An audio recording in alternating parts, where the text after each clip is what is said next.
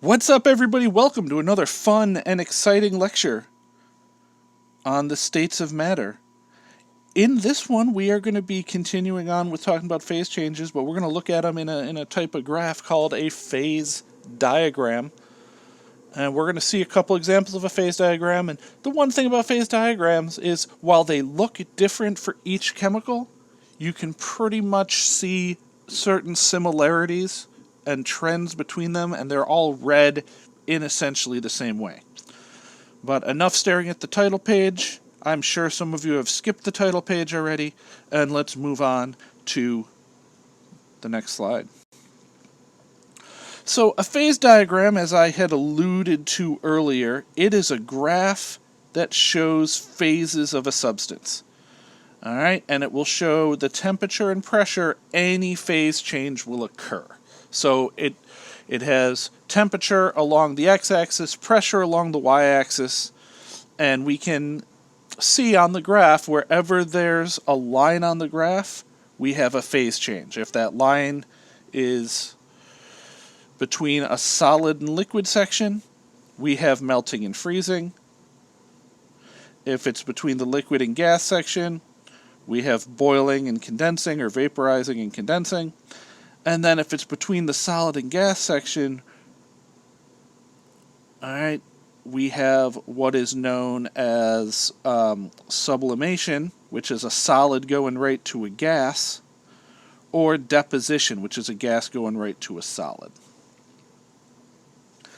Pressures on the y, as I said a little earlier, temperatures on the x, and then we can identify that the solid is at like the left part of the graph, the gas is below the lines on the bottom, the liquid is between the forks, and none of this makes sense, but we're going to see a couple examples of these, and they're going to make sense, and we'll talk about things, all right?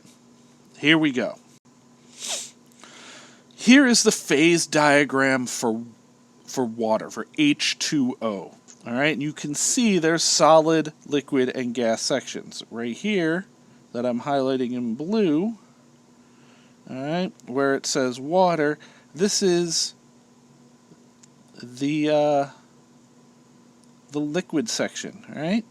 Because water, as we should all know, in its normal form is a liquid. Over here where we have ice, ice is solid water. The red section is where we have a solid. And then down below everything here,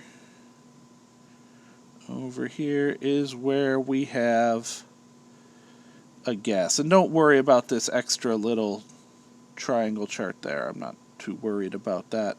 This the little sloping line one. I'm not going to worry about that right there. All right. So we can go in and we can label these. Like the red section, as I said, was solid. The blue section is liquid. And the green section is our gas. All right, and so then we just kind of look at the different lines. This line right here, that's between the solid and the liquid, all right, this is where freezing and melting will occur. This line here between the green and blue, the liquid and gas, this is where you'd have boiling and condensing. And then this little section down here, that's kind of separating solid and gas, this is where you have sublimation and deposition, all right? And what you can see is we're dealing with really, really small pressures and, lower temperatures, all right, for this water. And then there is this area right here called the triple point. And what the triple point is the triple point is, let me get a better color, there we go. Wow, I cannot write today, and I should edit this out, but I'm not going to. It is where all phase changes happen at the same rate.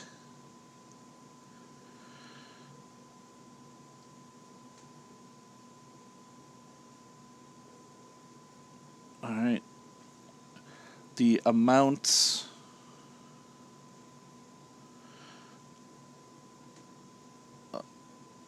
of solid,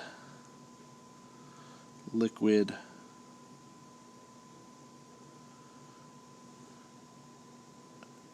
and gas are constant. All right. Doesn't mean they're all equal to each other, but the rate, the speed at which phase change is occurring is equal. So the relative amounts of solid, liquid, and gas are all staying constant. They're not going to change. Whereas if you're not at the triple point, you might see more melting or more freezing happening. All right, it's a very special point for every substance. It is an identifying point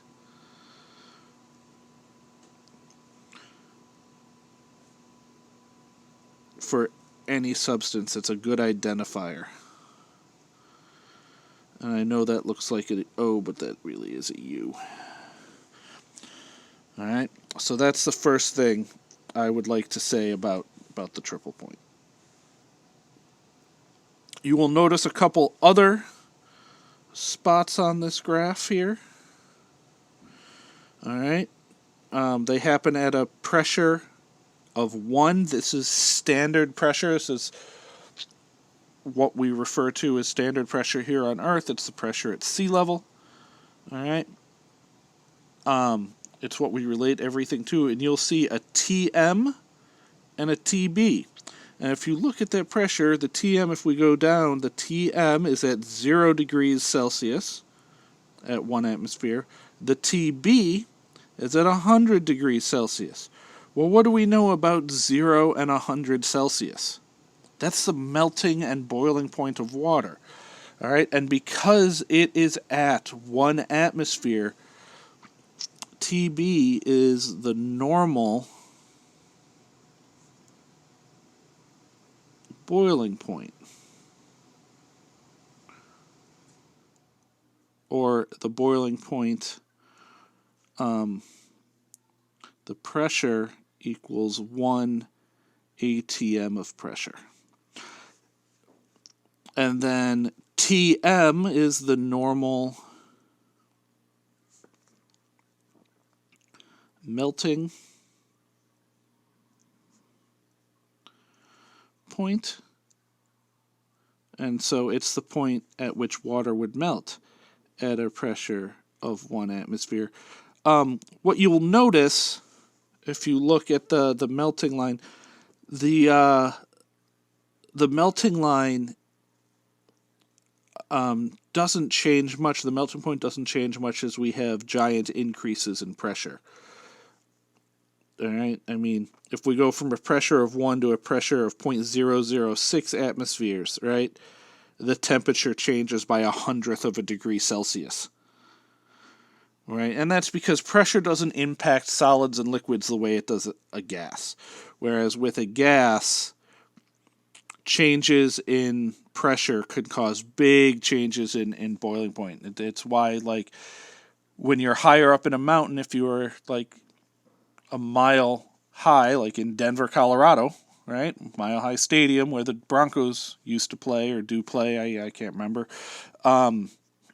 Water boils at a lower temperature. And because of water boiling at a lower temperature, all right, it boils at a lower temperature because there's less air pressure on it. All right, so that makes a difference, and that will affect certain things. All right. The last little piece of this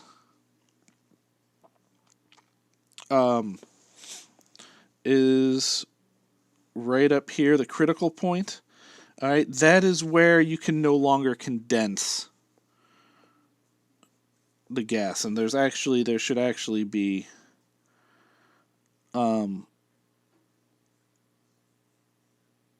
something kind of like that up there, and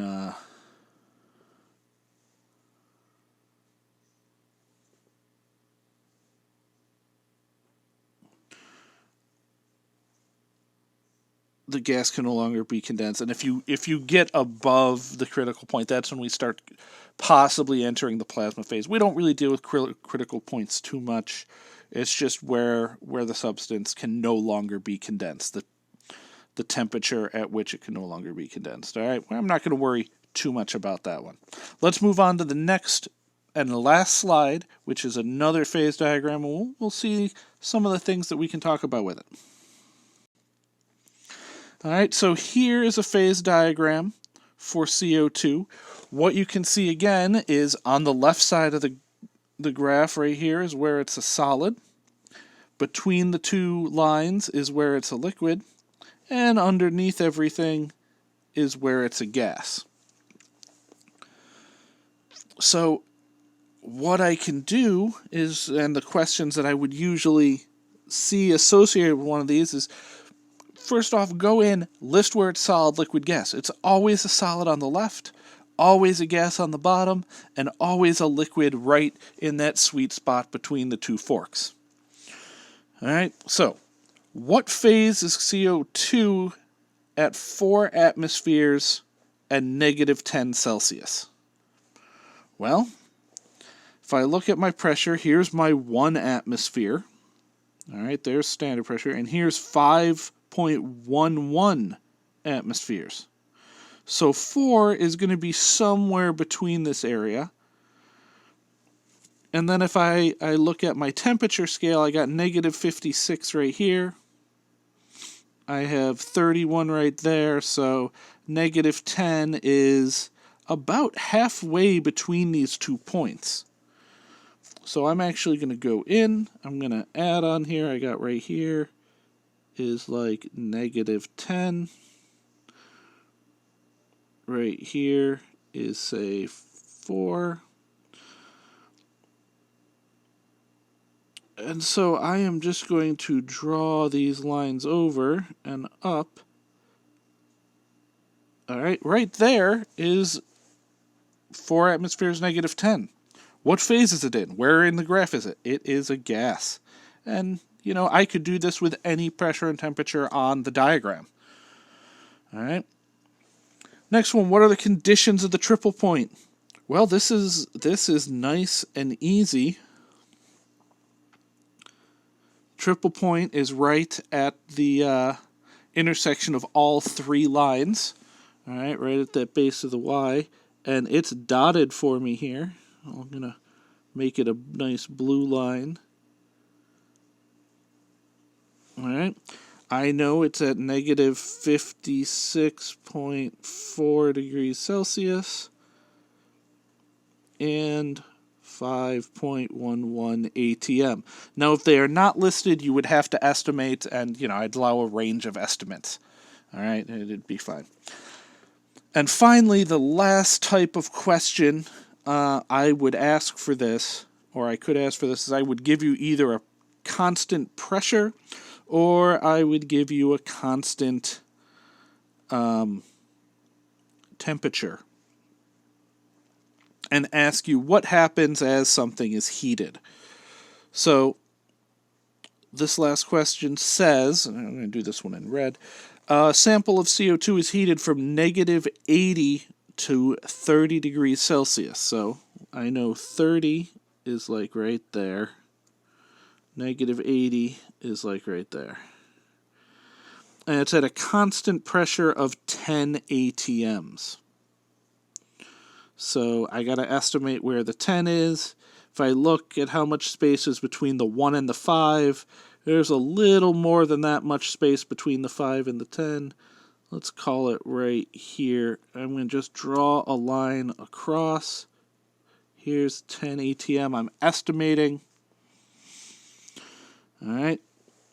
And now, you know, constant pressure, it's just going from -80 to 30. So I'm only looking at this section right here. And so what I have happening is as it heats, right? So the solid CO2 heats, and then it melts at, at wherever this is really close to negative 56.4. So what's a little at like negative 55 degrees Celsius, maybe negative 56, I'm estimating. The liquid heats, then boils. Alright, so then we got this, it melts, then we have a liquid, the liquid's heating, it's crossing a boiling line, maybe at like negative 15.